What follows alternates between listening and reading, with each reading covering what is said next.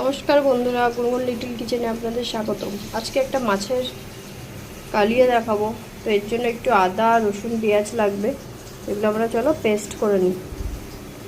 এখানে মাছ আছে, মাছের মাথা। মাংসের জন্য আমি বেশ কিছু গোটা গরম মশলাগুলো নিয়ে নিয়েছি, এগুলো আমি পেস্ট করে দেবো। তার সাথে দুটো তেজপাতা অ্যাড করলাম। মাছের ঝোলটা করবো, প্রথমে তেল দিয়ে আমি পেঁয়াজগুলো দিয়ে দিচ্ছি। এবার দিচ্ছি নুন আর হলুদ। এবার দিচ্ছি আদা রসুন পেস্ট।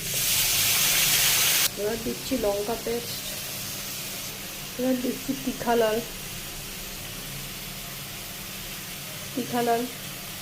দিচ্ছি টক দই ফাটানো। এবারে দিচ্ছি সামান্য পরিমাণে জিরের গুঁড়ো। এবারে দিচ্ছি ভেজে রাখা আলু।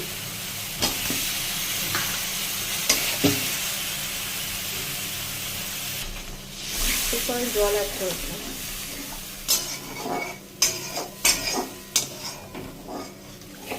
আজকে শেয়ার করবো আজকে দুপুরে আমরা মেনুটা কি আজকে হচ্ছে সেগুলো সব। তো মাছের ঝোলটা অলরেডি হয়ে গেছে, ওই মাছগুলো ছাড়বো। আমরা টানা 2 সপ্তাহ পর আজকে আদা রসুন পেঁয়াজ মাছ খাচ্ছি। তো এতদিন আমি সব ভেজই ছেড়েছিলাম, আজকে ননভেজের আইটেমগুলো দেখাবো।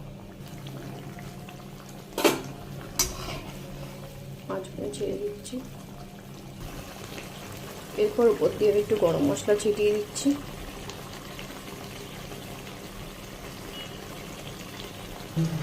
তো মাছের ঝোলের কালিয়া রেডি হয়ে গেছে। এবার এটা আমি নামিয়ে রেখে দেবো। এবার মাংসটা দেখাই।